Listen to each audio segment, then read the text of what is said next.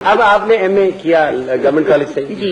اشفاق صاحب نے بھی؟ جی بالکل. آپ کلاس فیلوز تھے؟ ہاں جی کلاس فیلوز تھے. اشفاق صاحب اس زمانے میں کیسے تھے؟ اب تو خیر بہت ہی اچھے ہیں. نہیں جی اس زمانے میں بہت اچھے تھے. اچھا ہاں مطلب آپ کو کیا چیز پسند آئی؟ نہیں جی مجھے تو غالباً ہمیشہ حسن ہی اچھا لگتا ہے. اچھا اچھا. میں اور اس معاملے میں جھوٹ بھی نہیں بولنا چاہتی کہ کوئی صاحب جمال ہو تو دل کو ضرور کھینچتا ہے. اور جھوٹ اس معاملے میں آج کل لوگ بولنے لگے کہ ان کی صفات دیکھ کر میں مائل ہوئی یا میں نے ان کی سخاوت دیکھی یا میں نے دیکھا کہ یہ کتے کو پیار کر رہے تھے یا کالا کالا کر رہے تھے آدھا سفید کر رہے تھے مجھے اچھا لگا. اور خیر و بات کیجیے جو انہوں نے مثال دی کہ اس کی یہ جنگ میں شریک تھے ایسی کوئی بات نہیں. آتے جاتے نشست و برخاست چلتے اچھے کپڑوں میں اچھے لگتے تھے نظر کو اچھے لگتے تھے تو اچھے لگتے. اچھا گفتگو ایسے کرتے تھے تب بھی؟ گفتگو اس سے خوبصورت کرتے تھے. اس سے خوبصورت کرتے تھے. ہاں جی یہ تو اب گفتگو تو ان کی اور طرح کی ہو گئی ہے نا. پہلے ان کی یہ شرط ہوتی تھی کہ کوئی بھی شخص ان کے پاس بیٹھتا تو پھر اٹھ نہیں سکتا.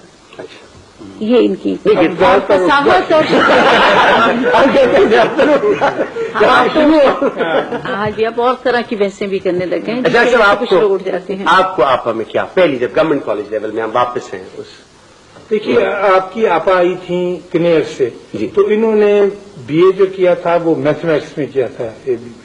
تو پتہ ہی اردو ان کو بالکل نہیں آتی تھی. تو ان کے دل میں پتہ نہیں کیا جلن پیدا ہوئی کہ میں نے اردو میں ایم اے کرنا. بخاری صاحب اس زمانے میں پرنسپل تھے اے ایس بخاری. تو صوفی صاحب نے انہوں نے مل کے اور ایک خواجہ صاحب آگے تھے خواجہ منظور صاحب تھا. انہوں نے کہا کہ ہم نے یہاں پر ایک کلاس چلانی اردو کی. تو میں تو یہ کر چکا تھا بہت لائق فائق آدمی گھومتا تھا. ایک میری کتاب بھی چھپ رہی تھی ان دنوں. تو انہوں نے کہا کہ ہم کلاس کھولتے. تو یہ بھی آ گئی. 3 اور خواتین تھی 3 ہم لڑکے تھے.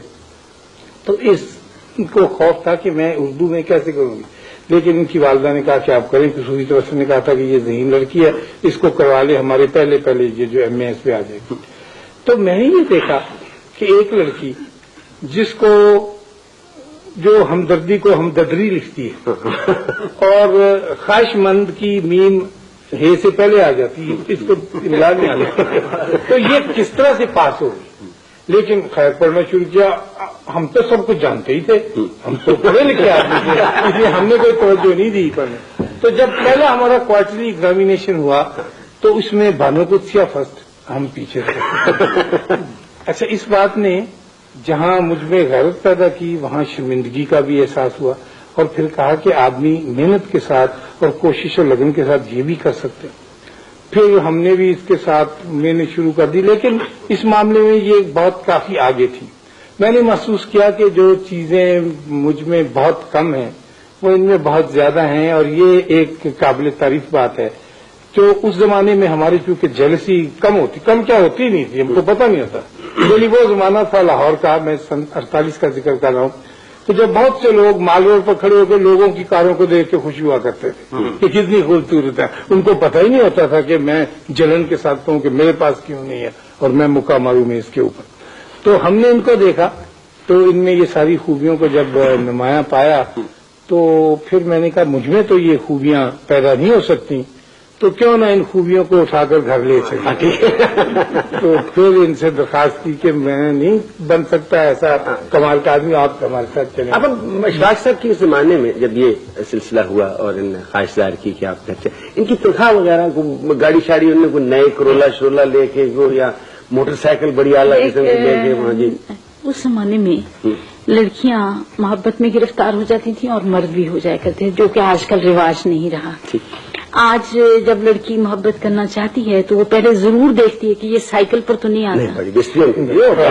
بڑا انکمفرٹیبل ہوتا ہے سائیکل جو کچھ بھی ہے. اب کچھ اور کنسیڈریشن ہمارے زمانے میں نہیں ہوتی تھی. یہ سائیکل پر آتے تھے سائیکل پر جاتے تھے. مجھے سائیکل پہ برے بھی نہیں لگتے تھے. شاید آج میں اپنی کسی بھانجی بھتیجی کو یہ بڑا سائیکل چلا رہے. اچھا یہ بھی آپ کو پسند تھی. یہ نہیں میں نے دیکھا. اچھا یہ ایشو آپ کے ذہن میں نہیں تھا کہ گھر جائیں گے تو کیسے کیا کھائیں گے کیا کپڑے کیسے ہوں گے وغیرہ وغیرہ.